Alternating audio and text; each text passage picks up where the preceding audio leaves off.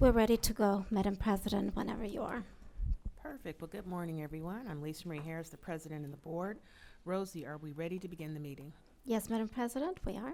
Okay, so it's 9 a.m. and I'd like to call the July 10th, 2026 meeting of the SDCERS Board of Administration to order. Rosie, do we have a quorum?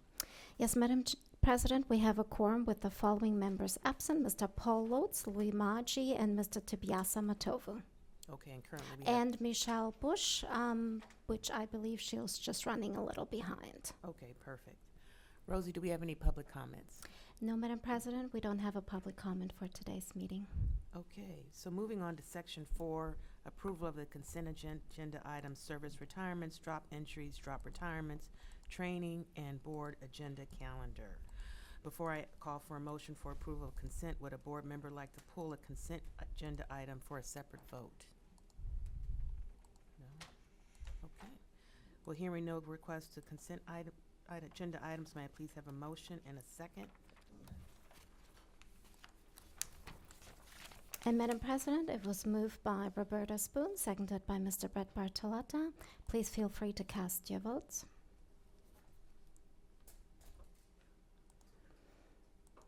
And Madam President, with all votes in, this motion passes 7-0. Thank you. So this finishes our consent agenda items. Moving on to Section 5, business and operations. We have one action item this month, which is a recommendation from the ad hoc committee for the CEO succession planning. I will be recusing myself from discussing this item, as I might consider this position. Our Vice President, Michelle Bush, thank you for coming, will preside over this item. Thank you. Oh, we're up. I'm up. Huh? You're up.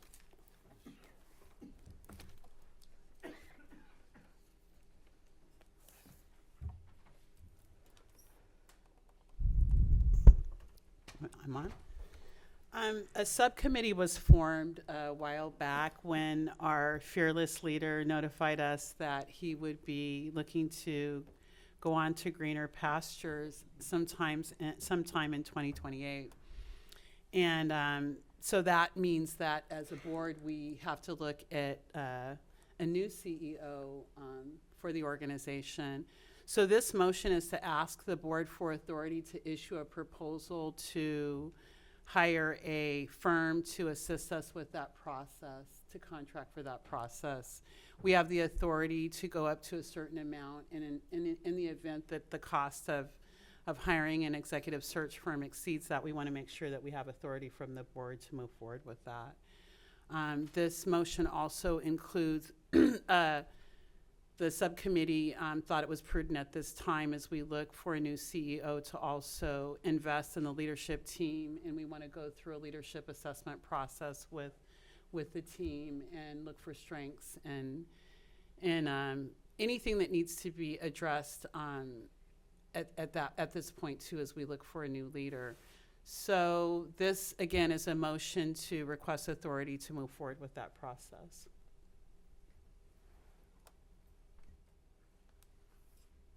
I will make the motion. Oh, sorry. No, you can make, yeah, you go ahead, that's good. Right, yeah. It was moved by Christiana Gauga, seconded by Mr. Kent Morris. Please feel free to cast your votes.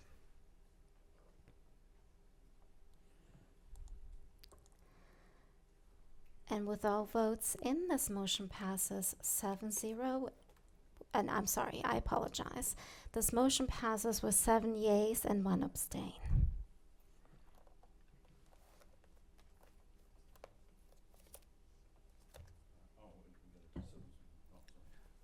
I'm sorry, Rosie, can we change the record that shows instead of abstention that she's recused? Yes, absolutely. Thank you.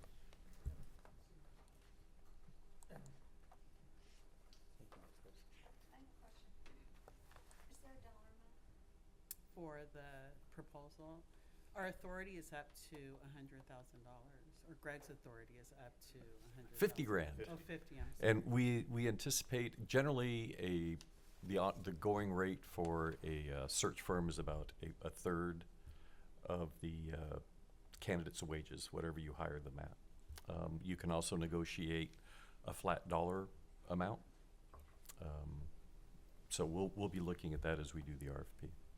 So that's not enough. So 50's not enough. 50's not enough. No, and the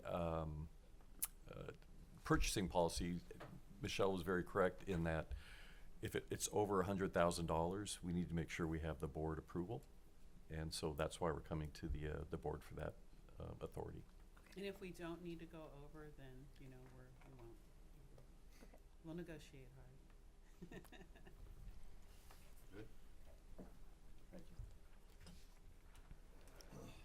And just to state for the record, this motion passes with 7 yeas and 1 recuse.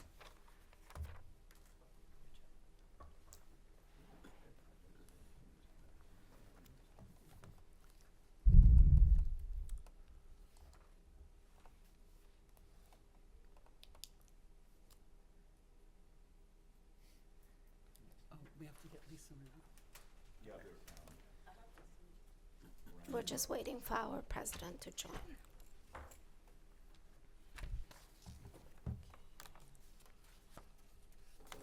You all done?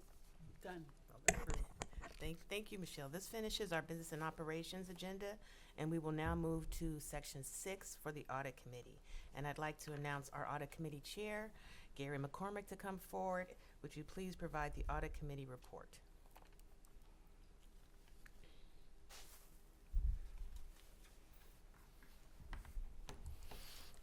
Thank you very much. I'm Gary McCormick, and we met on Wednesday, July 8th, 2026. The audit committee met. I'm the chair. We conducted the audit committee meeting, report out. There was 1 action item, 3 information items, and 3 closed sessions items on the agenda. We also discussed the chief internal auditor's compensation. The first action item for the audit committee was we approved the FY27 internal audit plan. Sarah Dixon presented the proposed 27 audit plan for approval. She also included some preliminary information for 28 and 29, which would be revised.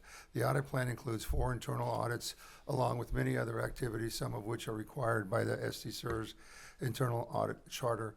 The motion was approved by all committee members present on a vote of 5-0. The board is not required to act on this item at this time.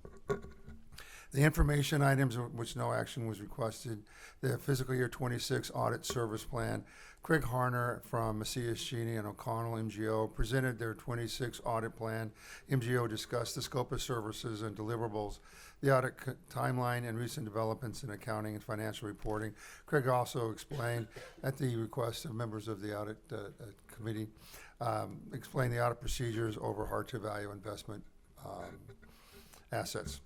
The next item was the internal audit annual report. Sarah Dixon presented the internal audit annual report for 26. The new global internal audit standards and the SDCERS internal auditor charter require reporting of certain elements included in the report. Third item was the City of San Diego contribution and reporting audit report. Sarah Dixon presented the results of the recently completed City of San Diego contribution and reporting audit report. During the closed session, we discussed the IT patch and vulnerability management audit report. Sarah Dixon introduced Dean Travis from CBIZ. CBIZ shared their closed session comments regarding the IT patch and vulnerability management audit report. Second item was information technology annual network penetration testing report. Sean Kilpatrick introduced 2 partners from Security Pursuit, which shared in closed session the results of the annual network penetration testing. The last closed session item was the public employee performance evaluation for the chief internal auditor. The audit committee and HR director met with Sarah Dixon to discuss her 26 performance. And we came out of a closed session, and we did public employee compensation was discussed, and consideration of compensation for the chief internal auditor. Colin Brazil, SDCERS HR director, presented comparative internal audit salary data as well as history of her compensation and disclosed Sarah Dixon's current salary. The audit committee mentioned that Sarah Dixon had a 3.8% merit increase over the start of the next pay period, which was approved by a vote of 4 out of 5 committee members present. The new audit committee member, because she had no relationship prior to that, abstained. So that was approved. The next audit committee meeting is scheduled for November 20th, 2026, where we should be discussing the results of the audit. Any questions? Oh, no questions. Thank you, Gary. Okay. And before you leave, I also wanted to share as a member of the audit committee that MGO gave a very thorough presentation on how they value the hard to value assets like private equity and real estate, and I thought it'd be of value to bring that presentation back to the board. So I asked Greg to have that scheduled at a time that meets our agenda. So just FYI. Any other questions? No? All right, well, thank you. Thank you very much.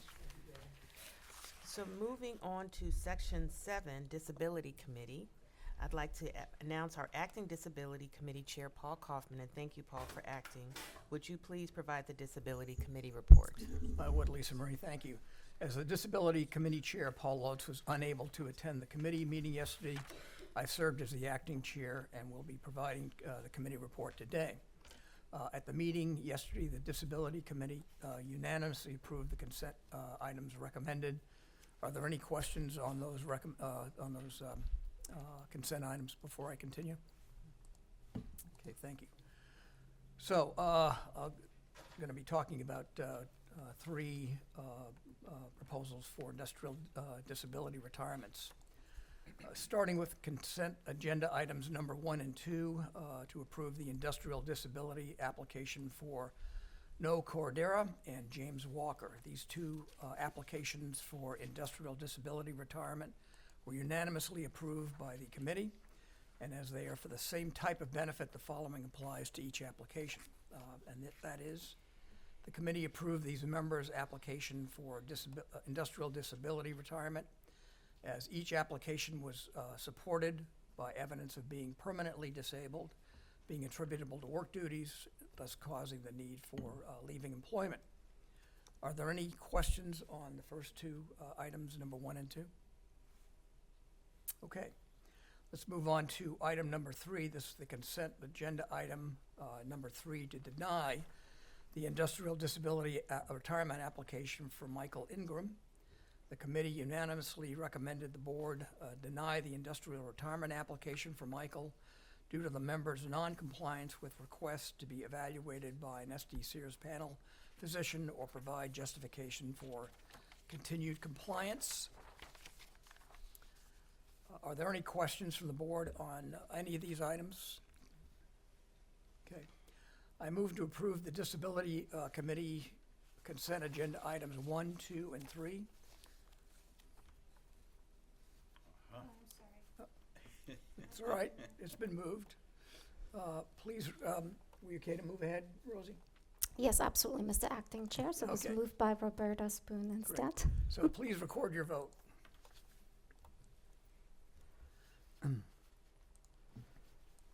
And with all votes in, Mr. Acting Chair, this motion passes 8-0. Thank you very much, Rosie. Information items on consent. Jamar Montgomery and Melissa Gabriel from the City of San Diego Integrated Disability and Absence Management Program gave an informed presentation on the city's reasonable accommodation process. They discussed the city's extensive efforts to accommodate injured workers and how disability retirements operate in light of the ability or inability to accommodate a worker. Are there any questions on this?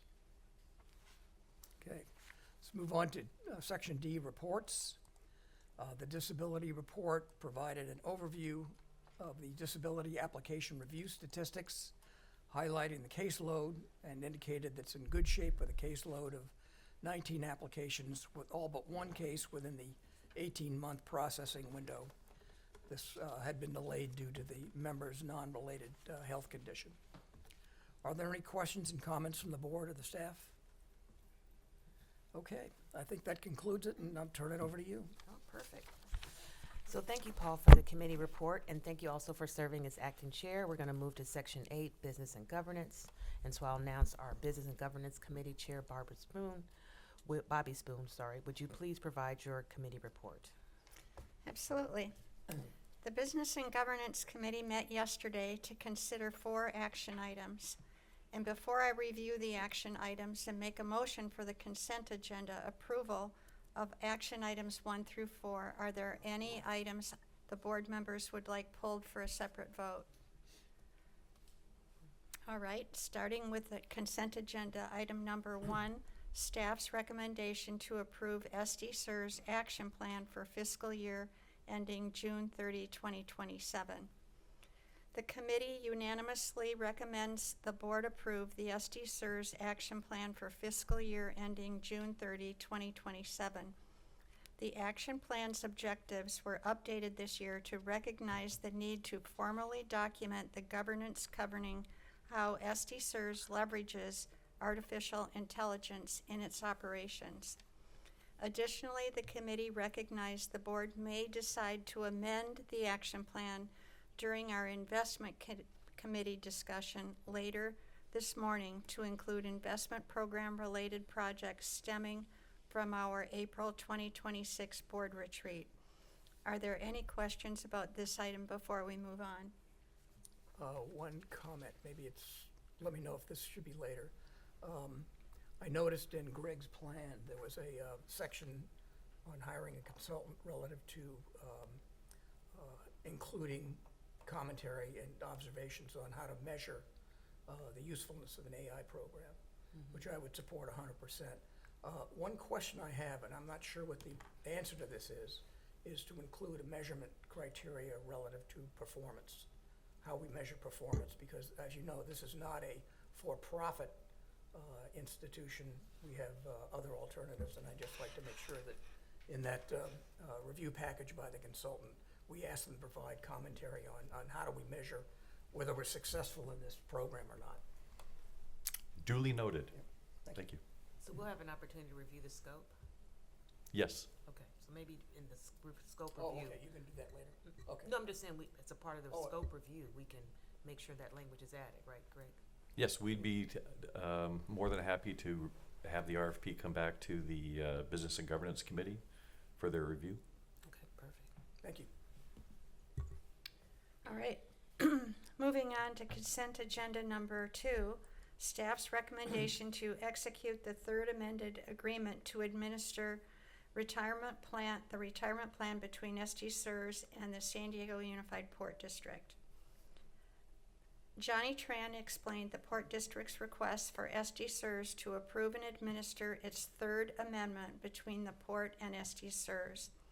This amendment addresses the benefits of Port employees who were deferred at the time the Port started their plan in 2003 and subsequently retired after the new plan was created. The committee adopted the motion unanimously. Are there any questions related to this before we move on? All right. Moving to consent agenda item number 3, staff's recommendation to approve a work order with SDCERS to enhance the call center solution.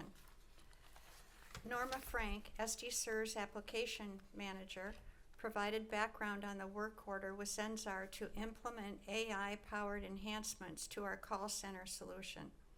This will provide call center staff with real-time guidance and knowledge management tools while assisting members on the phone. Additional benefits expected are improvements to service consistency, increased efficiency, and streamlined employee onboarding process. This work order leverages a service agreement already in place with SDCERS, who will oversee the project implementation. This work order is a one-time project not to exceed $65,000. The committee unanimously approved the recommendation. Are there any questions about this before we move on? It's a fascinating board report. So if you all haven't read it, it is fascinating, and I encourage you to do so. Moving on to consent agenda item number 4, staff's recommendation to amend the education policy, outside counsel consultant's opinion policy, board procedure on approval of city retirement benefits by the membership, and divisions 3, 5, and 9 of the board rules. Johnny Tran and Sandra Clausen discussed Division 5's new blended benefit rules, which codify how SDCERS staff administer these benefits for members who have worked for more than one plan sponsor or have service credit in more than one plan tier. The committee unanimously approved the recommendation. Are there any questions from the board on this item before I move for approval on the consent agenda items 1 through 4? Nope, hearing none. I move approval of the consent agenda items 1 through 4. Please record your votes.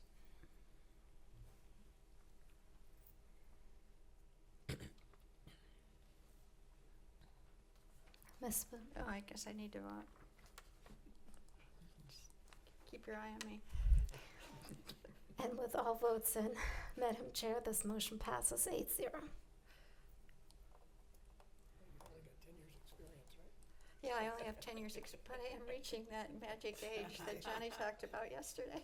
Yeah, you'll get them better. Here it comes, the confirmation of life. When you reach confirmation of life, you should be eligible to retire from the board. Well, you haven't reached it. Yeah, you haven't reached it yet, and we need you, so keep moving. Ah, my B&G. Staff provided an informational item on how staff is using the Confirmation of Life program to assist in lowering instances where benefit overpayments occur due to late notification of a member passing. Staff provided division reports and operational reports, and they are available in the board agenda package.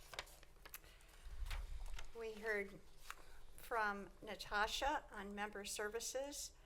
We heard from Sandra on benefits administration and from Michelle for the IT report. And we heard from Johnny on compliance with plan documents and board policy procedures. And the committee went into closed session to meet with the Chief Information Officer, Michelle, and cybersecurity consultants to discuss the results of the annual network penetration test. Are there any questions? Then back to you, Lisa. Okay, thank you. So as we're going to be moving to Section 9, the Investment Committee, and as the Investment Committee Chair, I'll provide today's committee report. So we had a full day yesterday as a part of the Investment Committee. We had 6 action items, 3 items that deal with manager selection that are delegated to the Investment Committee. So I'll give you all a summary, but we won't require additional vote. So the first item was approved $50 million commitment to Pemberton Mid-Market Debt Fund 5 for SDCERS private debt portfolio. Pemberton Mid-Market Debt Fund 5 is a European direct lending fund focused on senior secured first lien loans to European countries in the core middle market. This item was approved 3-1 from the Investment Committee. Karina, you want to just give a brief overview on how this fits into the portfolio? Yes, I'm happy to. Good morning, everyone. We also had envisioned that we would be investing in a European mid-market fund when we set out our pacing for the private debt portfolio last year, and this $50 million commitment fully fulfills that pacing allocation. We feel very confident. We also got some good news overnight that we're going to get an additional fee break of 15 basis points on the management fee. So we're very happy to be in the early close of this fund. Thank you. Awesome, thank you. The second item was to approve $15 million commitment to Stepstone Infrastructure Fund within the Stepstone Infrastructure separately managed account for SDCERS. As you all know, Stepstone is one of our consultants, but they also do invest funds, and this gives us an opportunity to have a reduction in fees. Karina, you want to give a summary of that? Yes, happy to. This is a proprietary fund that is offered by Stepstone. It is going to invest in infrastructure secondary opportunities. And we have, through our SMA with Stepstone, a long-standing relationship with Stepstone managing infrastructure assets on behalf of SDCERS. We have very attractive pricing compared to peers, so we feel that we're getting a good discount on this particular exposure. So happy to. We've had other proprietary funds with Stepstone on the private equity side. This is the first time we're doing one of these on the infrastructure side. It was for $15 million, which fully fills our allocation for secondaries that we set out in our pacing plan at the beginning of last year. Thank you, Karina. And the third item was to approve $40 million commitment to Artemis Real Estate Partners Healthcare Fund 3.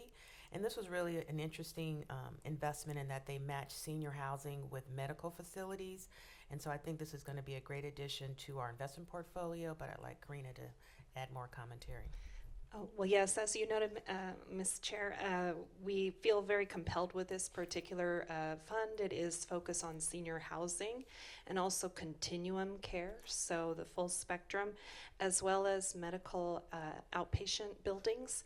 And these are, of course, in high demand, not only from a demand side, demographic change, but also from a supply side. So with good demand, supply, technicals here, and demographic tailwinds, we feel that this fund will be particularly compelling.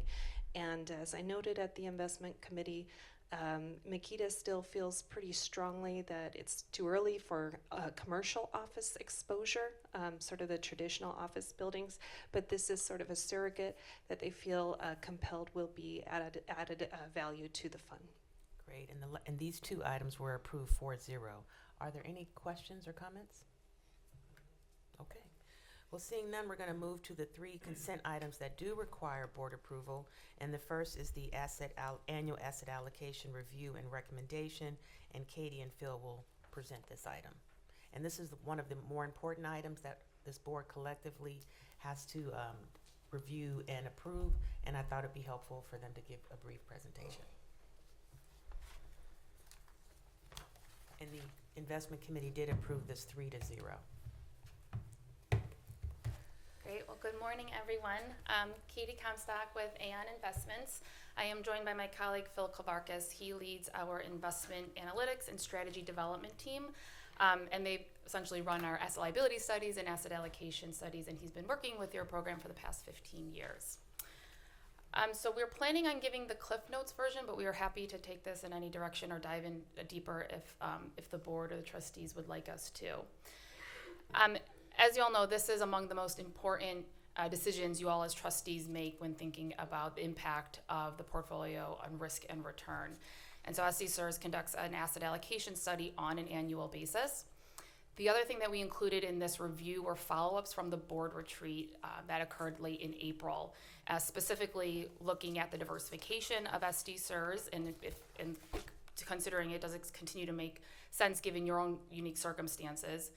Looking at the diversification relative to peers, we included peers across the U.S. as well as some specific plans, Nevada PERS being one of the less diversified plans relative to peers, as well as Canadian plans, which tend to err on the side of being much more diversified and lean more heavily into private markets.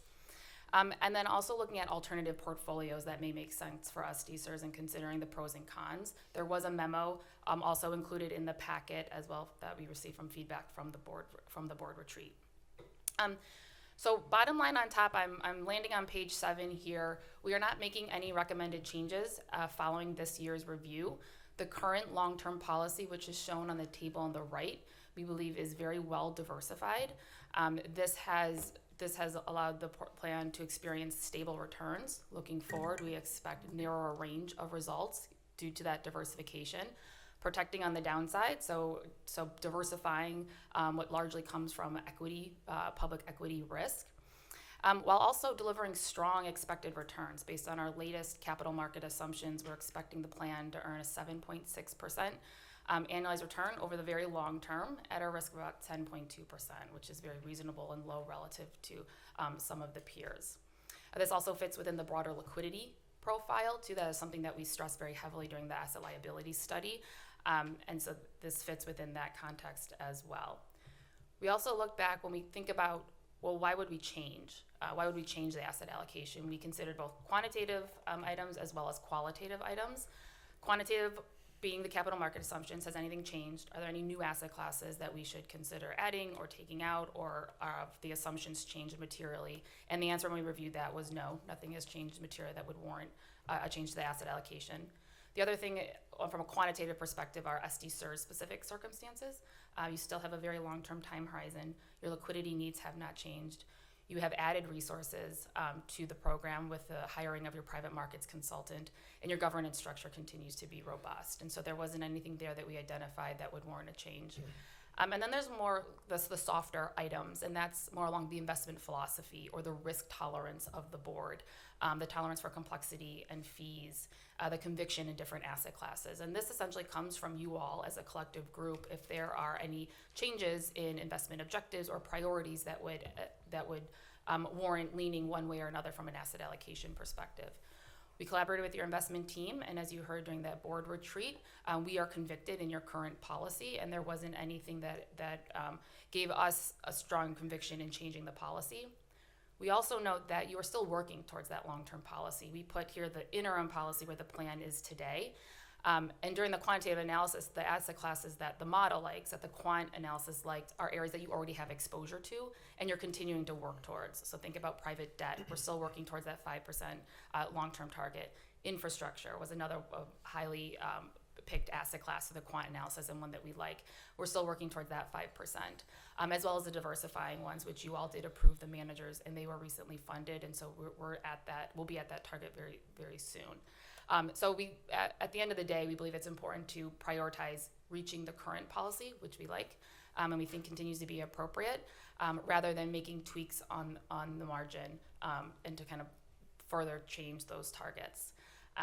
So I'll pause there. Phil, I don't know if there's anything you want to add, and I'm gonna open up the floor for questions. Any questions? Go ahead, Paul. Yeah. Thank you, Katie and Phil, for good presentation. I think you guys are doing a fantastic job on managing this portfolio. I do have a question, excuse me, on the liquidity, illiquid or liquid orientation. I know you put 35%. I mean, what does that really mean? Is it? I mean, I assume we're trying to cover ourselves for the next 6 or 12 months worth of cash commitments that we have to our clientele base, so to speak. So the max, that's a conservative number. When Yeah. we do the liquidity stress testing during your asset liability study, we break it out into more granular levels of illiquids. So your private equity is going to be 10 plus.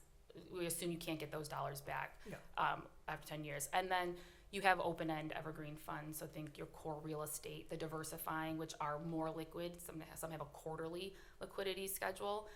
So we do look at that and then consider in normal times, but also in stressed times, if we were to get a sharp market drawdown, how much of the portfolio would remain liquid where you could access to pay the benefit, to pay your benefits, and to continue to manage the plan within the asset allocation that the board has set. Are you able to rebalance?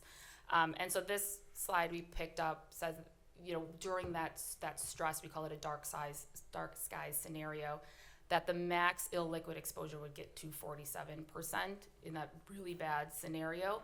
And that level of illiquids does not give us cause for concern that you wouldn't be able to manage the plan according to your asset allocation and to pay the benefit payments, the net outflows that we project going So you're out. assuming in the dark sky scenario, the assets drop to a significant level, Significantly. and the amount of liquidity that you still need now sucks up 47% of that portfolio. The assets that you cannot access, essentially, the illiquids will reach 47% in that projected And scenario. what time frame are you looking at in terms of the time frame to access the liquidity? Is it the next 12 months type of thing, or?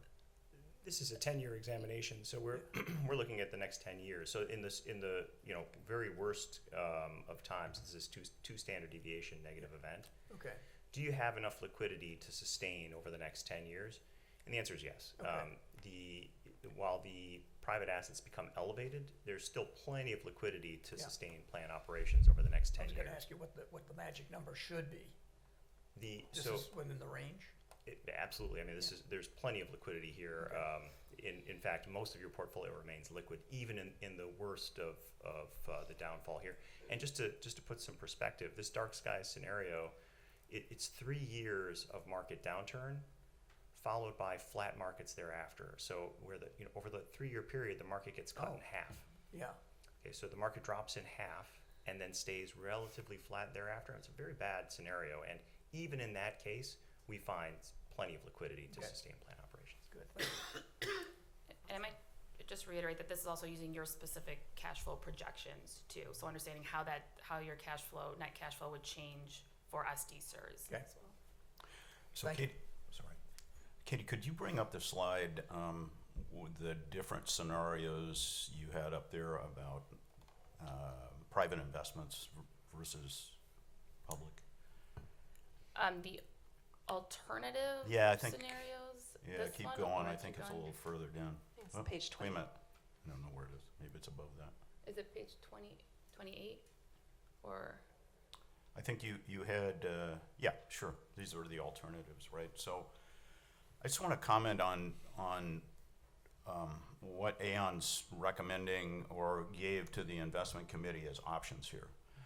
And there was a lot of discussion, and I won't get into it because I'll get it wrong, about the private side of it, about you'll see alternative A, alternative B, alternative C, and you'll see the numbers below the 38% areas talking about moving a little bit more private equity versus a little more private debt or whatever for small things. And essentially what Aon's recommending, if I understand correctly, in those areas is to keep it more or less status quo where we are.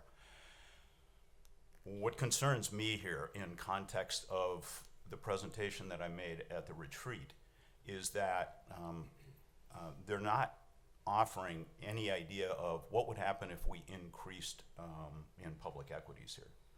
So it assumes all the way along that we're just going to stay where we are in public equities. So why does that make a difference? Well, the example that I gave at the retreat was for NVPERS, and if you look at what NVPERS is doing, they've got 36.8% in U.S. stocks, about 15% in international stocks, and their private markets are just 12%. And if you look at their long-term performance, it's way better than ours. I mean, significantly better than ours to the point that, let's see, 9% 10-year return versus 7.4 for SDCERS, and this is to the end of fiscal 2005. 8% 20-year net annual return versus 7.2% for SDCERS, and then 9.3% net annual return since inception over 41 years. Really good returns, obviously, and that was really what we were talking about, or what some of the discussion was at the retreat. My concern here is, did we lose the slide we were on? Thank you. The concern I have here is that they ran scenarios for the investment committee, but they didn't run a scenario in which, hey, what if we did the same thing as NVPERS? What would happen under those circumstances? Would we be projected to be better off, worse off? Maybe we're projected to be better off, but the risk is higher, something along those lines. And I'm really concerned that we're stuck in this rut of just staying in the same place as opposed to exploring options when we know at least one other pretty significant sized pension fund has done much better by taking a different course. So I'm not happy with the way Aon's come forward on this because you know, I did the best I could to provide options, and I think it's fair for the board and the committee to say, that's interesting, but we don't want to do that, or whatever. But I think that you can't make an educated decision without seeing the alternatives. I appreciate your comments, Director Brewster, and I believe that there's going to be a discussion following this on follow-up from the retreat, and there's going to be a work group. And so there'll still be opportunity to revisit this asset allocation. But for now, I do support the current approach because your approach would be a wholesale change, and I think it would require some time and analysis. But I think it's warranted to be done. Yeah, and I'm good with that. I understand what you're saying. I'm just asking that as we move further, when we ask our general investment consultant to give us options, I would like them to be a little bit more robust in terms of the range of options. I understand. Thank you. Greg? Yeah. I just wanted to reiterate, when we were having these discussions at the board retreat, there were excellent discussions talking about how should we approach portfolio investing, how do we look at risk. And I just wanted to remind the board that at the board retreat, we said, you know, some of these are very long-term direction. So if you make a change to that structure of the portfolio, it's going to take a long time, and we should really study that. Right. And so my plea to the board was, as we go through our annual progression of looking at asset allocation, portfolio construction, let's keep it within our current paradigm, which what this is, and then let's take a special look to see should we be doing something different, and then we can make amendments there. So kind of along the line what our board president is saying is, yes, this is kind of in our current paradigm, but we really want to take a look at should we be doing something different, and really taking a deep dive down into that. And that hopefully we'll be talking a little bit more about that coming up here pretty quick on the board retreat follow-up. Yep. And how we're going to approach that when it's going to happen. So points well taken, Mr. Brewster. Thank you. Okay. Any other comments, Karen? If I may, I Sure. just want to thank you for the feedback. I appreciate that, and I think some of the trustees hit on the context of the alternatives, the realistic moves that could be made through this asset allocation. But I also want to let you know that we did hear you, and one of the ways we were attempting to address that consideration of moving more meaningfully more into public markets to a Nevada PERS type model is shown on this slide, where we took 10% of the portfolio and moved it back into these different asset classes, and global equity being one of them.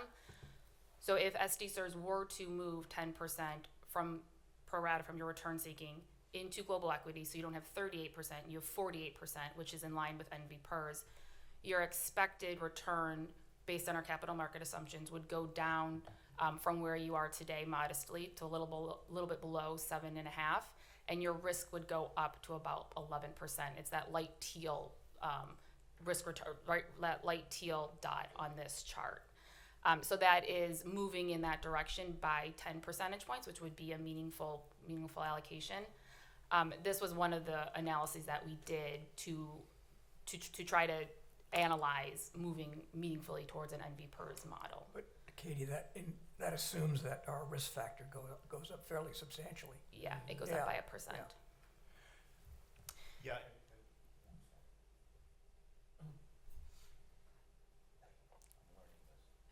New microphone. Don't touch it. And so I'm good with that, Katie. All I'm asking is, when you put forward these scenarios, if you could offer that up. I mean, I appreciate what's on this slide right here, but We can model the NV I PERS can't really policy. follow it that well, and to be honest with you. And so, as opposed to that other slide where you're saying, whatever, the 38% and whatever, it'd be way easier for me to look at those numbers and say, oh, 50% or whatever it is, and here's what we expect. So, thank you. I got to tell you guys, these slides are, I'm sure, down to the gnat's eyelashes, but I have a hard time following some of them. So that's maybe because I'm close to getting a letter from Johnny about, but anyway, thank you, different story. We can run that. Thank you. Mr. So, Brewster. yeah, I think it would be really great, after hearing the follow-up discussion, that we can certainly address your concerns and do a deeper dive and have Aon work with you on that. Thank you. Okay. Any other comments? No, we have no more comments unless there are other questions from the trustees. Okay, so this item requires a vote.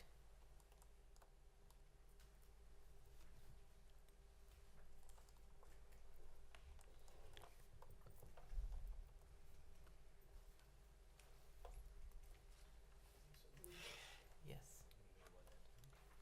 Do I need to vote? No, you already voted.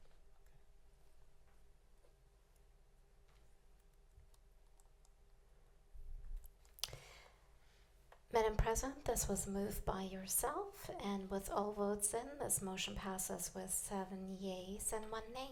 Okay, thank you. Thank you. So our second item was staff's recommendation to issue a request for proposal for a general investment consultant. SDCERS' current contract with Aon as general investment consultant is set to expire May of 2027. And to prepare, staff has prepared a request for proposals and plans to conduct a thorough search culminating with a finalist presentations at the January 2027 Investment Committee meeting. This item was approved 3-0, and as I've asked in prior RFPs, are there any board volunteers to sit on the committee for requests? And I know one of our board of directors enjoyed the real estate process, so he's a testament that it's a good thing to be a part of that. So do I have any volunteers? Okay, so Chris will volunteer and I will as well. So that concludes this presentation. Are there any comments or questions? Okay, need a motion to approve. So if staff can work with Chris and myself to make sure we can attend whatever meetings we need to attend, that'd be great.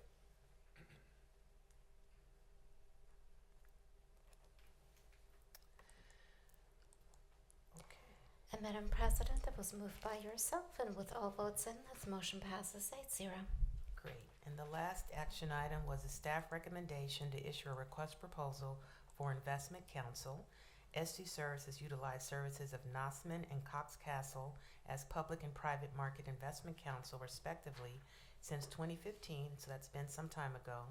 And as a best practice, staff is recommending SDCERS to issue an RFP for an investment counsel. It could be one or two, to obtain a competitive bids for these services.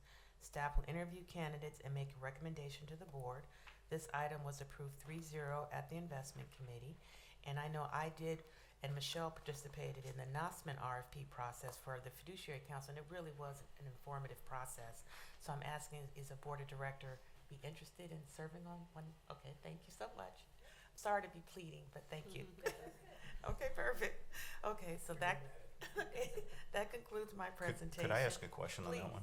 Johnny, what is the risk from a conflict of interest perspective of having our fiduciary counsel also providing other services, basically? It's a good question. Thank you, Chris. I think you're alluding to the fact that we use Nossaman for both our public markets counsel, and then we use Nossaman for our fiduciary counsel. Right. So those are two separate attorneys, one firm, but two separate attorneys, and we like to keep that separate because we, under our policy for fiduciary counsel, we want that attorney to just be advising on fiduciaries. So it is separate. Attorneys, law firms do that all the time as law firms get bigger and bigger these days. So there are internal walls within that, and I've been very comfortable recognizing the potential conflict, but because they're literally two separate people and we have not spoken to both of them on one topic, I don't have a problem with it. Okay, so I need a motion to approve.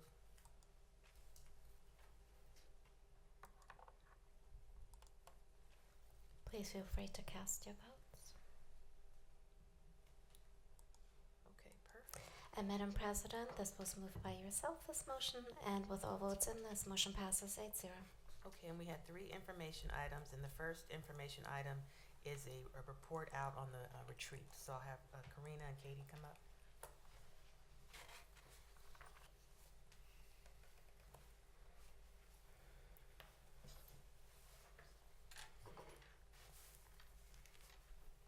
Hello again. So we wanted to circle back with the full board on the follow-ups from the board retreat, which was held on April 27th of this year. The bulk of the time was spent, as we've just discussed, on asset allocation and active risk, and we also touched on some opportunities to enhance efficiencies.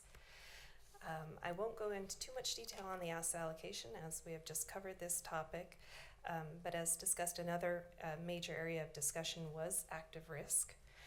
We plan, as per our regular cadence, to study our public markets portfolio structure in September, and this will include paying specific attention to active risk, which we have set in our investment policy at a max of 175 basis points, so we will study if this remains appropriate. We will specifically also look at our allocations to global equity, dedicated global equity managers overall, as well as their constitution, To ensure that this also remains appropriate, global equity is the largest contributor to our active risk, so more of this to come at our September meeting. As I just noted, we also touched on some areas of operational efficiency, specifically within the private market separately managed accounts. And staff and consultant will bring a presentation on this topic with recommended changes as appropriate for the investment policy statement at our September meeting. To highlight these deliverables at a high level, we're going to look at the oversight and selection of the SMA managers themselves, how we intend to invest in proprietary funds going forward, and how those will be incorporated into our pacing plans. We also want to see how we can develop a co-investment policy and how we're going to treat rolling subscription for evergreen funds going forward. And as noted, we intend to add the requisite language to the IPS for both the consideration of the investment committee as well as the board in September. And with that, I'm going to turn it over to Katie to walk through the work plan. Great. Thank you, Karina. So as mentioned here, we had a very dense day in April, that board retreat. And so we really wanted to be deliberate with the follow-ups that we heard and seek feedback from you all as trustees to make sure that we have captured it all, gather your feedback, and adjust as needed. I think we just heard we'll adding the Nevada PERS asset allocation as a follow-up, so we will add that to this. But what we wanted to document, as Karina walked through here, the three main categories were the asset allocation, the level of diversification, active risk, active versus passive, and then the oversight and the decision-making process of those private market advisors. And so this is how we organized the follow-ups that we heard. We would appreciate feedback on this. On the following page, we list what we view as the goals and the objectives after we conduct these follow-ups, what we're hoping to achieve through them. So affirming the asset allocation, we have a follow-up there, but we went through that asset allocation today. And yesterday, even more in depth with the investment committee. September, we will plan to talk about the active risk and the structure, and seek to get collaboration and feedback from the board. And then also in September, look at the IPS. The one, and then this plan just kind of highlights when we will be tackling things. Yesterday, we had brought up the idea that was mentioned at the board retreat of creating a working group to work through the governance and the decision-making process of the advisors. That was towards the end of the day, and there could get pretty detailed, and an idea was proposed to create a working group to get more in depth between meetings, and then to come back to the September meeting. If that is something that is of interest to the trustees, we should probably establish that who might want to be on that today, so we can start working on that. The other alternative is that we can present to the full investment committee the details and the education and the recommendations, recognizing that it is summer and it will take up somebody's time to be part of that working group. But we wanted to follow up, as that was mentioned at the board retreat. How many meetings are you anticipating for the I would working think group? at least two. At least two. Yeah. Okay, Chris, go ahead. Oh, Paul would participate. Perfect. Thank you, Paul. Could I ask a question about that, Katie? So, actually, I guess I'm folding two questions into one here. So, we had the presentation from Anuganti of Spiva, essentially saying you got a tiny chance of picking advisors who are going to outperform over the long haul. I think she said 10%, something like that. So maybe that's tiny. And we obviously have a number of managers who are actively seeking alpha on our behalf, right? And there's a report from Anders here, but I've also looked at the actual reports from those advisors in several cases where over a fairly significant period of time they've been underperforming the benchmarks. In some cases since inception, and in some cases for 3 to 5 years or whatever. And in the report, it essentially says, they're on a watch list. And I'm just wondering, and maybe this is what you're getting at, is to come up with some policy on this. At what point do you, the old term used to say fish or cut bait, but it's at what point you've decided, hey, we're gonna go with an active advisor to try to beat the benchmark, and they don't after 3 years, 5 years, whatever. Should we not have some sort of standardized policy that says after X, we're either gonna give them the heave-ho, or there's gonna be a reason put forth as to why to keep them? I mean, I think that's a great question to manage in the working group. Yes, I can see where this is going. So you want to participate in the working group? Yes. Well, we can also look at this formally in the investment policy statement. It's been more of a practice that we have if a manager has underperformed on a 3 and 5 year basis, then it does get on the watch list, but you can also add an additional guardrail. For example, if the manager continues to be on the watch list for X number of quarters, that might be just a consideration. We do have a few managers on that right now on the monitoring list. And I know that 2 of the managers are doing more quality growth strategies, and that's been a bit out of favor. So we think about it in terms also of the style of the manager before we look to terminate. And we have terminated as well. We had, I think, a termination earlier this year. We don't like to, but sometimes, as you noted, Chris, it's necessary. And But to Chris's point, we could modify based on this working group work effort. yeah. Right, so, I guess I can't talk all the time about this and not be willing to step up, so yes, I will be on Thank that, you. Group. Appreciate you. Sorry about that, Karina. I'm happy to work You with were probably Chris. hoping that I would have a, something else to do, which I do, but that's okay. No, you have great comments, Chris. Just sometimes it's better to do it in a working group and then come back and report out. Because You got it. we can't solve everything during the board meeting. Okay, are there any other volunteers? You want to volunteer? I guess I should ask a question. It was a dense, impactful day when we had our retreat. And then I remember you made some requests of the board at the end, Karina, for some things that you thought might make things more efficient. And I guess I just didn't remember at that time that we were just talking about GMC and Stepstone. Well, GMC and Stepstone just GCM. Excuse I'm me. sorry, GCM. Yeah. I'm about to drive away here. But yeah, they have been we call them private market advisors, but they are really managers. They manage SMAs on our behalf, and they have for years. They manage and oversee the private equity and infrastructure allocations historically. Now, in more recent years, we've started to take some of the infrastructure investments more directly. And very recently, we funded our first direct private equity investment. But it does relate to operational efficiencies within these mandates and how we can improve that going forward. Okay. But it's really not sort of big picture stuff. It's more easing the burden operationally on a pretty short staff here, 4 individuals, and trying to leverage the expertise of now our private markets consultant, as well as the managers of the SMAs. Right.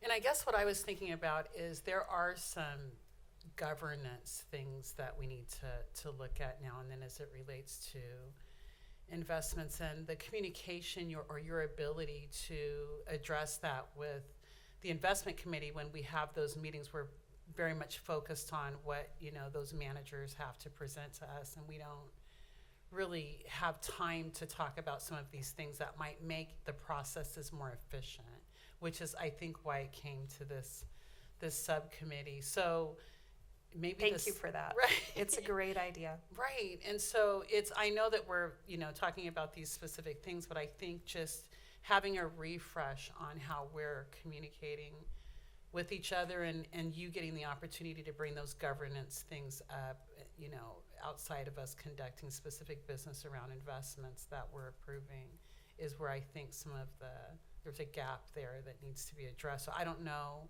if that's part of the plan here or not, but we want you to have that time to let us know this governance process, communication or whatever isn't the best that it can be, and how can we look at things like that? Because sometimes you do the things that you've always done the way that you've done them, and you don't know that someone may not feel like they're getting full communication, and so you got scrunched into the last 10 minutes when it was a really good conversation to have. We were just Yeah. out of steam, right? Yeah, absolutely. So I can, 2 meetings I can do. Okay. Okay, thank you. So Paul, Chris, and Michelle, thank you. Because I didn't want to have to nominate folks that are not here. That's the best thing to do. Okay, any other questions or comments? Yes, Go ahead. if I could. During Chair Spoon's comments on the Business and Governance Committee, we talked about the action plan. And there's a lot of great topics on this slide in front of you. Right. And I really wanted to just check in with the board to see, is there anything particularly on this that you would like to elevate up into the action plan? Well, I guess I had a question. So what are the outcomes, Karina, you're hoping to achieve from the working group? Yes, so as we stated, we'd like to make certain recommendations to the language of the investment policy statement. So essentially, everything that would be decided with the working group and recommended to the IC and then to the board would be reflected in this IPS revised language. So there were several considerations highlighted, and again, just to go through those, one was to consider delegation of oversight of the advisors to the investment committee and establish a cadence for ongoing appointments. So that's actually the selection of the advisors themselves, GCM and Stepstone. We do now have the consultant that reports to the board, the private markets consultant, which we did not have before, and that selection of the consultant is under the board. The second consideration was developing a co-investment policy. This speaks a little bit to what I said earlier about setting perhaps a threshold above which we still have and exercise what we've had our veto right at the staff level, but giving a bit more discretion to the advisors within an established co-investment policy. The third consideration was talking about the use of proprietary funds. We saw a proprietary fund recommended yesterday on the Stepstone infrastructure portfolio. But looking at these proprietary funds when we are setting the pacing for the year, this is a very efficient way and also a cost-effective way for us to deploy capital. We now have the consultant to fully underwrite the selection of these funds, so that would be obviously subject to their approval or recommendation to the investment committee.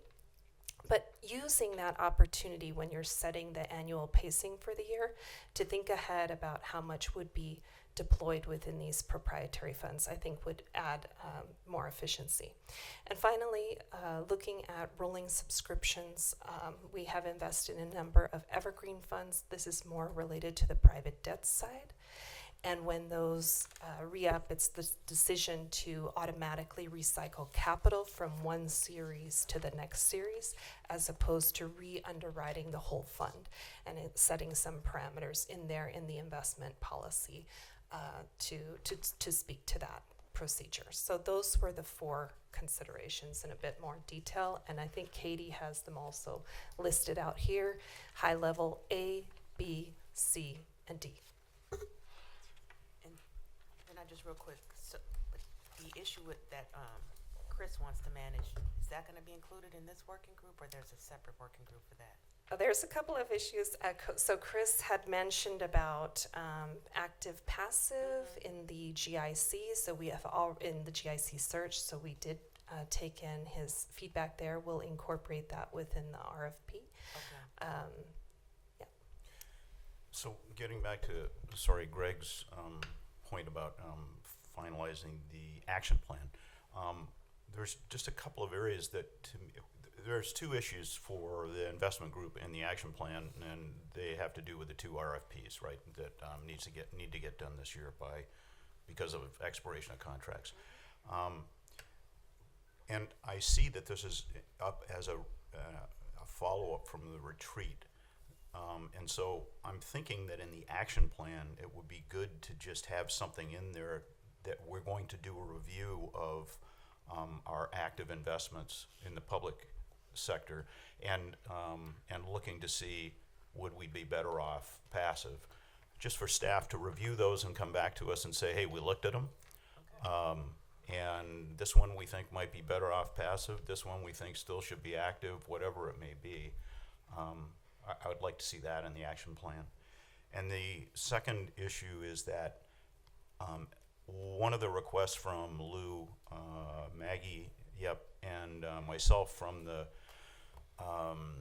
retreat was to invite representatives of SDCERS to come and just explain what their concept is. How do they do this? What are their risks? I mean, we heard something earlier about what would be the potentially increased risk by following their process. Have they experienced those risks and so on? I mean, somehow they're doing well. So I would like to make sure that that's in there somewhere and we find somebody to come down and just give us an overview of what their thought process is. A couple of items there, Chris. So we do have the annual portfolio structure review and recommendation as part of our work plan, so the active-passive discussion. We could pull it out on the fiscal year plan, but typically what we've used the fiscal year plan for is just those workflows that are germane just to that fiscal year. So that's where we have the contracts for the real estate consultant and the general investment consultant. Go ahead. Yeah, I get that. I just think that, I tried to raise this as an issue that I think is an important issue for us to look at overall. And it may be that we look at it overall during this year, and you come back and the board says, look, that's fine, but we like where we are. Or, hey, maybe we should move in that direction. So I don't think this is just the standard process of moving forward. This is a specific dive on the passive-active question. Yes, we can put in a study of active risk on the fiscal year plan, if you would like. So, Corinne, if I could jump in. So really looking at the slide up on the screen, really what we're talking about is O2. Is really taking that and formalizing it, saying, hey, we're planning on doing this. This is kind of the scope of what we're doing. We'll add a bullet there to talk about inviting SDCERS. I know we've reached out to the organization. We have. And, we're trying to move forward with that. But yeah, we can definitely put that on the on the action plan. And when do you think we can do, I guess, number one, do you anticipate using a consultant to help with that analysis? And then the outcome of the analysis will be presented when? Well, in looking at, can we go to the next slide? So here's the same 01, 02, 03 from the previous slide. And if we look at 02, it looks like Aon and the SDCERS staff are looking to bring that analysis back in September. Okay. And we can evaluate the sufficiency of that analysis at the September meeting. Okay. And if we want to continue on and do a deeper dive, create another working group just to look at passive, we have that opportunity. But Okay, this would be our first analysis using our internal experts and our consulting experts to take a look at when it. do you think that you'll get the person from Nevada? Wild card, I don't know. We don't on have a their guarantee on that, availability. either I the would give him an option of ability. virtual, So- so that way that could. Could I add a expedite. sidebar on NBP? What's so special about Nevada? That has quite a bit PERS. I of. mean, are there other pension funds that we ought to be looking at that have better performance? I don't know. So The risk profile we're looking at? Well, I think that's a question, right? So the answer is, as near as I can tell, they're one of the highest performing pension systems from an investment perspective in the U.S. So, and I use them as an example. So they're just somebody we could ask, well, how do you do it? Okay. That doesn't mean we want to do it the way they do it, but they're, There's actually an interesting chart in the asset allocation study, the kind of a bubble chart that Aon developed this particular go around, actually to try to answer some of the questions around Nevada and how they look in terms of their allocation to privates. So they do not have much. SDCERS is a little bit, maybe slightly above average in terms of privates. And then you have the Canadian funds, if you recall that slide, that are very heavily inactive. So essentially, they have a lot of passive exposure. I think we heard earlier about 48% to equity, Katie. So obviously, with the bull run we've had in equities, they have outperformed the vast majority of plans in the U.S., given how they are structured.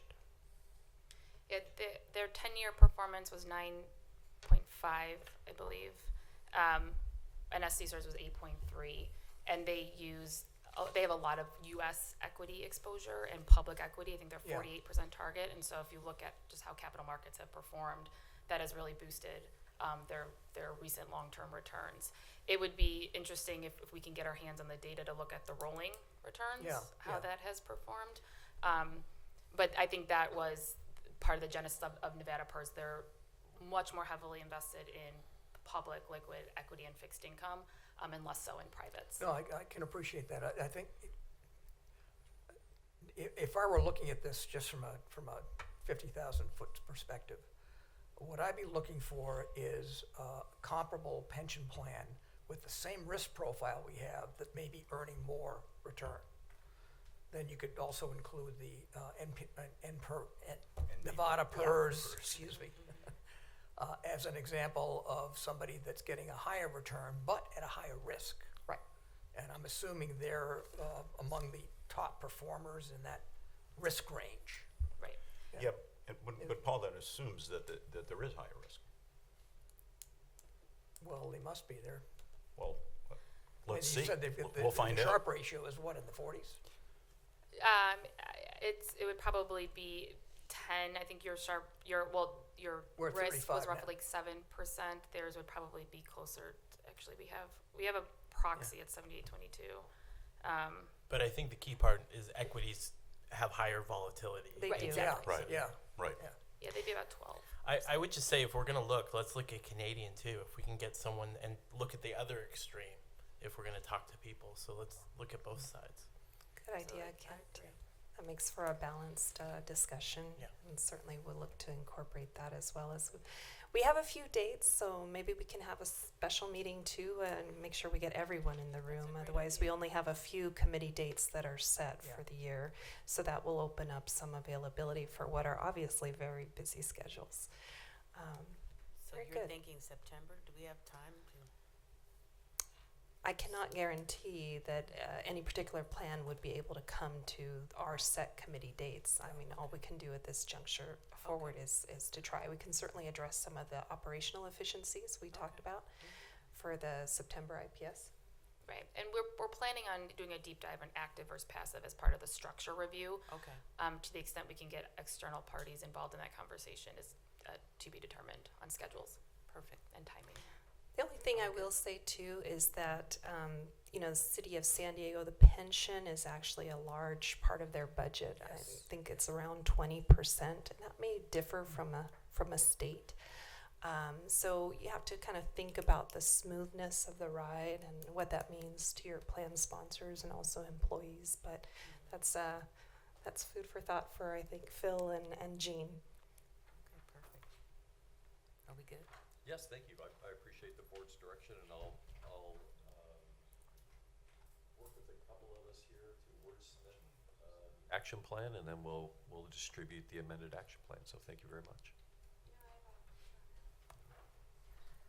I'm a little concerned about it rising to the level of the action plan.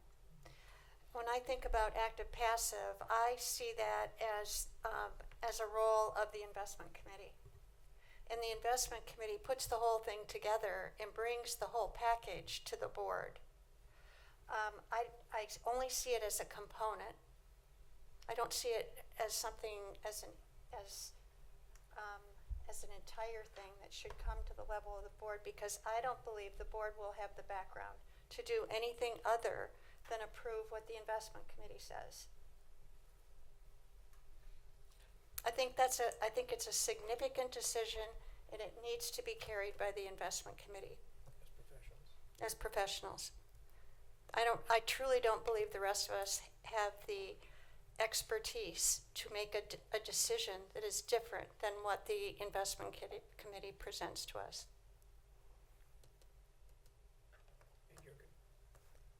And your concern is if we put it into the Greg's action plan that Then I'm the decision, having trouble then the decision linking that. comes to the whole committee for one component of the allocation. If I can clarify, to me, the action plan really serves as a way for us to align resources of the organization and say, you know, of the limited resources we have of our time and energy, this is what we're going to focus on this year. So I don't really look at it as elevating who gets to approve it or not, because I think that will still go through the investment committee. But it's more of just recognizing, saying this is really important to us as an organization, and these are the things that we would like to do. And it is kind of a judgmental issue on what do we put on that plan and what we don't. I find it very helpful because all year long I have a very creative team, and they're like, here's a shiny new object, let's run off and do this. And I'm like, well, wait a minute, we have a lot of other things we're still working on. So it helps us prioritize and align what we're going to look at. Yeah. But I don't believe it will change the authority, so to speak. Yeah. And then, according to this slide that's up here, the investment committee is an investment committee working group. This work that's going to be looking at active versus passive. It's not a board working group. It's a working group of the investment committee. With guests. But with guests. But it does say investment committee working group. Yeah. But Karina, Ms. Coleman correctly pointed out is that in our regular cadence, we talk about these issues. And I think Right. you're also mentioning it. In the regular cadence, we talk about these issues. From my perspective, following Mr. Brewster's line of thought, that really is kind of a paradigm shift in actually how we invest the portfolio. It's really something radically different to really change that risk structure. Right. And so I think it's issues worth talking about in the context of the investment committee. And I really appreciate President Harris bringing this up at the board level, because there's lots of voices around here. Even though we ask the committees to do the heavy lifting, we still all need to make sure we have alignment in the direction we go. This is a very important decision. So I support having the investment committee do most of the heavy lifting, and I really appreciate having additional voices if they so choose to get involved to be in it before it goes to the investment committee. Yeah, and I think to Bobby's point, we'll make sure that the working group reports out to the investment committee, and if there's any decisions, it'll be brought to the investment committee. Does that make you feel more comfortable? It does. Okay. Yeah, and sorry, go ahead, Christiane. It's okay. I was going to say I had a reservation about this as well. I wasn't going to say anything because I didn't know if it rose to the level, but I'm hearing that this is a topic with a lot of different variables, and that it might be hard to pin down connecting with folks. I would just suggest for the action plan, if this is something that is going to rise to that level, that we have a nuance where we kind of start that conversation so that staff doesn't feel, understanding there's going to be bandwidth and capacity issues, that this is something that needs to be completed this year. But if this is something that rises to the importance that we want to start focusing on it, just to have that kind of flexibility that this is something we want to start talking about and looking at, but we don't want to rush to meet an I agree. artificial I mean, I was deadline. kind of concerned about the September Yeah. timeframe. Why does it have to be so soon? Right.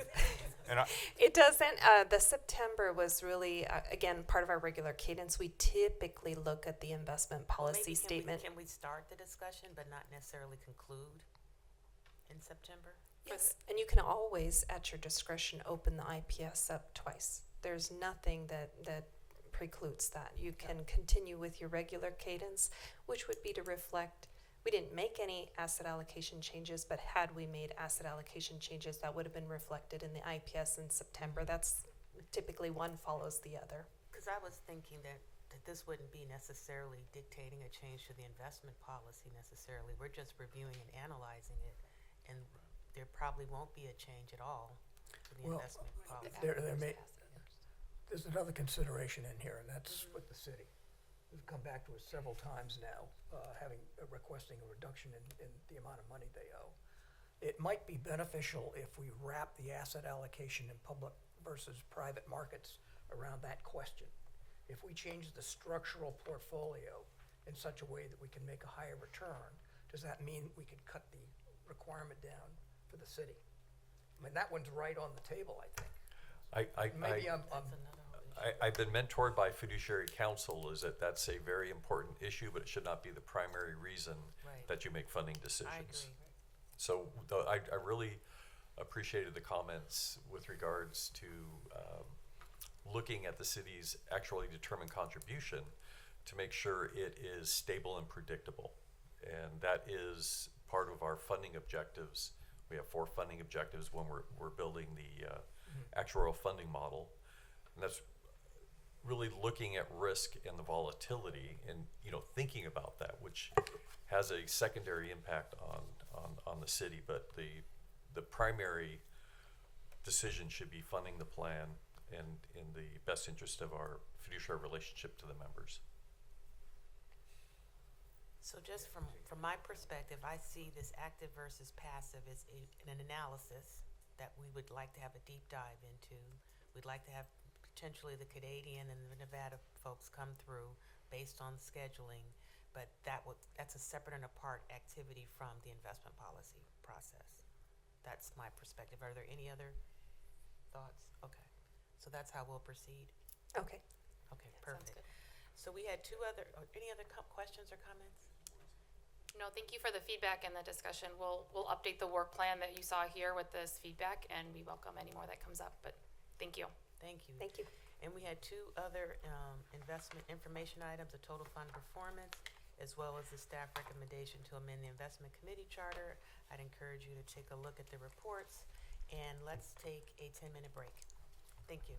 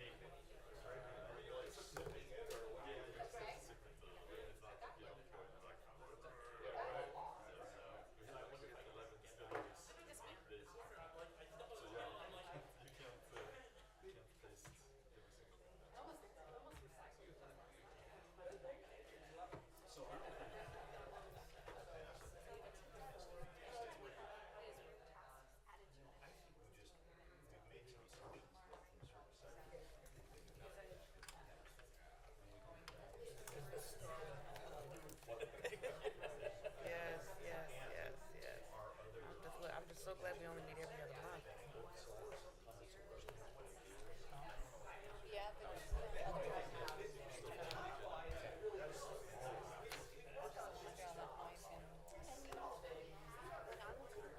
Oh, that's a good point.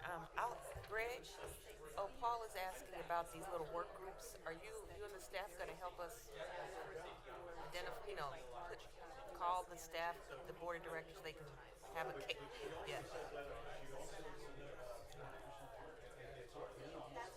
Okay.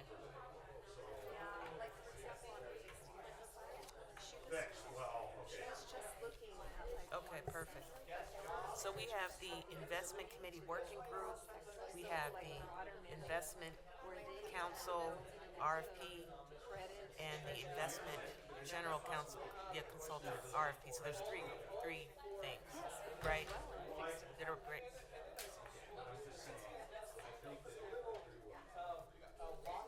Okay, perfect. Okay. Okay, why don't we go ahead and get started? If we can all take our seats. I think so. Where's Chris at? Oh, there he is. I feel that gavel coming down. It's coming for you. Hey, Ted. Okay, well, thank you all. That was a very nice, robust discussion. Karina, thank you so much for leading that effort along with Aon. So that concluded our investment committee report, and now we're going to move to section 10, questions and comments. Do we have any questions, comments, or educational reports from the board members? Okay, seeing none, do we have any questions or comments from staff? I would love to, thank you.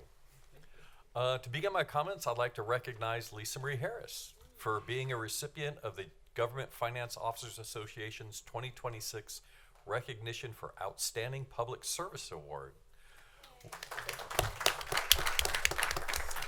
This award honors individuals for their dedication to the profession, their colleagues, their organizations, and their communities. So, way to go, Lisa Marie. Thank you, Greg. I would also like to recognize Tibiasa Matuvo.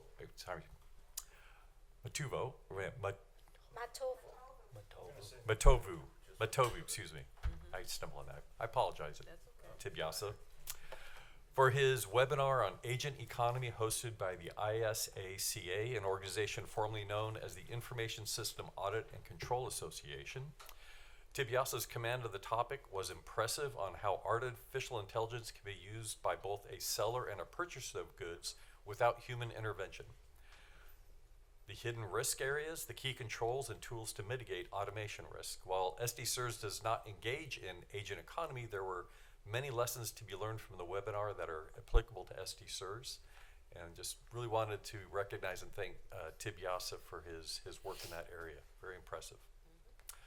I would like to recognize and welcome our newest audit committee member, Jennifer Gardine, who attended her orientation a couple of weeks ago and attended her first audit committee meeting this past Wednesday. She's going to be a very strong asset to our audit committee. I would like to thank Jessica Taylor, SDCERS Communications Manager, for joining me in presenting an SDCERS overview to Matt Kotrinsky, who is a City of San Diego Recognized Employee Association Ask Me Local 127 consultant.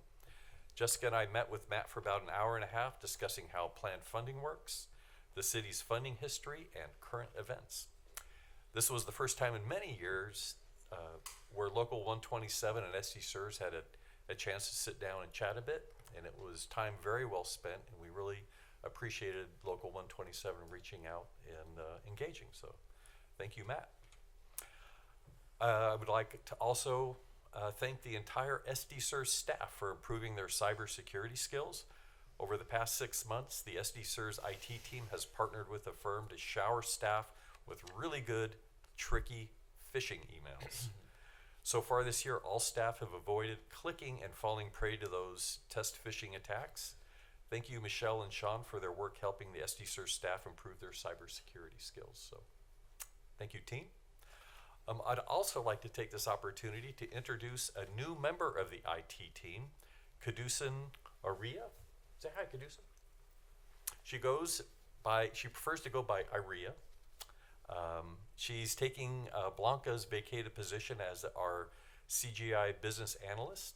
She'll be supporting our application team with system support, release management, and serve as the primary point of contact for our boardroom software. So she is here to help, and we're just really pleased to have Aria here on the team. Thank you, Aria. And where did Aria come from? She's with our... No, where did she come from? Heritage background. It's Araya and I'm All right. No, I mean, what, were you a city employee prior? No, I'm with CGI. Oh, okay. CGI and Zensar provide embedded consultants here Oh, to I help see. us run our IT shop. So Got it, got it. thank Okay, you so very much. Okay, thank you. Could I just say one thing that I forgot, which is thanks for the upgraded IT stuff here. Appreciate it, Michelle, and whoever else was involved. I actually can work this thing, yeah, where I couldn't before. Thank you. Thank you. That concludes my comments. Okay, so Johnny, we're gonna move to section 11, closed session. Johnny, do we have any closed session items? We do. We can talk about the existing litigation. We'll also talk about significant exposure litigation, and you have your chance to evaluate the chief compliance officer, chief internal auditor, and chief executive officer. So give us 2 minutes. We'll turn.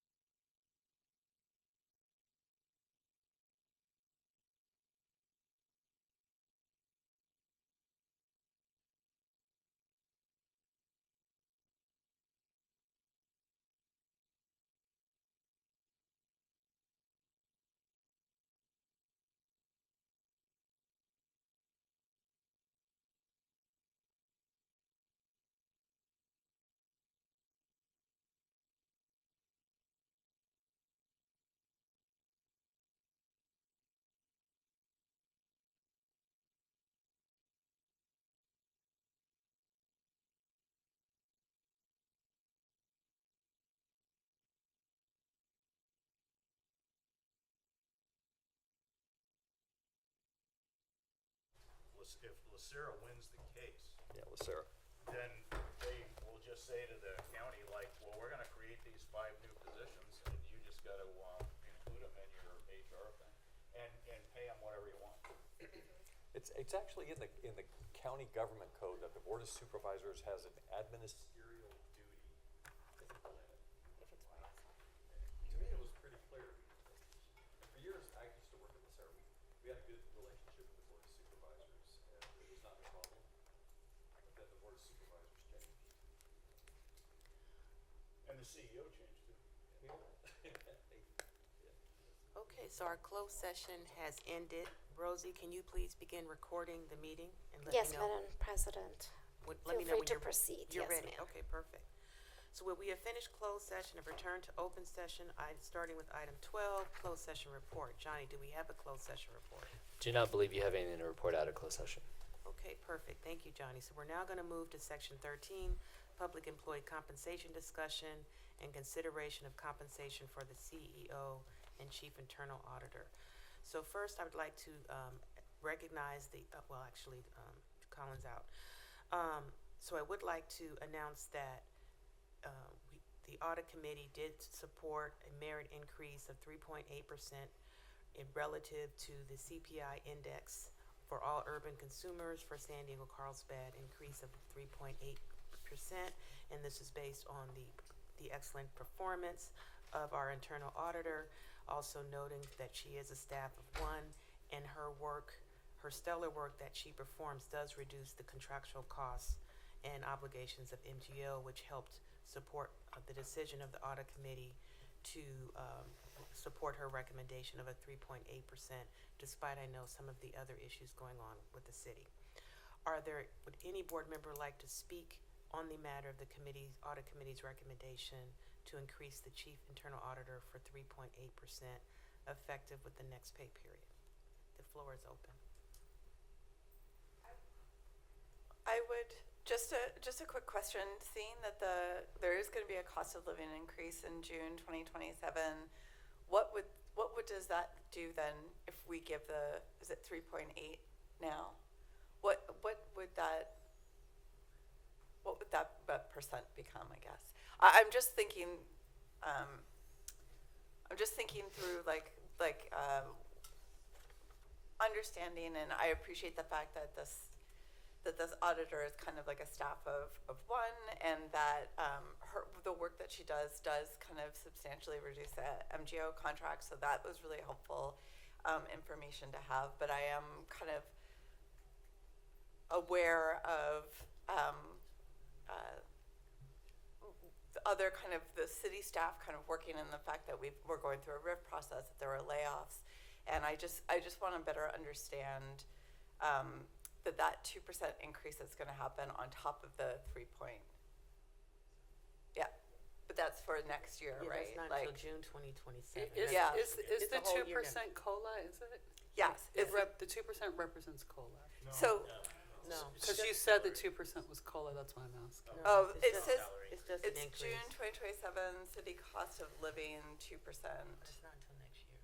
So that's 2027, so I understand. So in lieu of that, we're giving 3.8% now, but I guess my question is why, but at that time in 2027, there's this additional 2% bump. So if there's a sense of kind of a cost of living increase now, knowing that unclassified staff across the city are getting that at the end of this fiscal year, what will that do overall to the increase for this person? Sure. Does that make sense? Yes. May I address the board? Great. So SDCERS has 3 plan sponsors, and we're an independent body from that. And this board is responsible to make sure you can attract and retain a qualified workforce to support our mission and deliver the pension benefits accurately, timely, and take care of the investment portfolio. So yes, from a political perspective, we need to be aware of what's happening in our environment. If we look at our chief internal auditor, the audit committee recognized that the internal auditor is a very seasoned, a journey person, so to speak, in their career, and is being fairly compensated for the services being provided. She is not at the top of the pay scale, but she is within the labor market for her position. And they believed that the change in consumer price index in our community over the past 12 months was 3.8%. And so the audit committee did not want to fall behind in the labor market, so that they voted to approve that 3.8% effective immediately. And that's really recognizing the inflation damage that's already been suffered. We are tied, SDCERS is tied to the city with regards to a lot of the personnel rules and salary rules, and we also participate in their memorandums of understandings with the labor groups. And so a year from now, there will be a 2% increase that was approved by the city. And so that would, one way to look at it is the 3.8% is for past inflation damage. A year from now, the city is providing 2% for inflation damage that's happening right now into the future. So, she will still get a 2% over the 3.8 that we were moving to provide to her today. That's correct. Okay.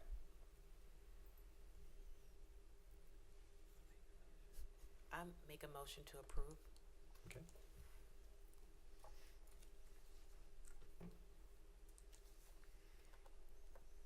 And Madam President, it was moved by yourself, seconded by Mr. Brett Bartolotta. Please feel free to cast your votes.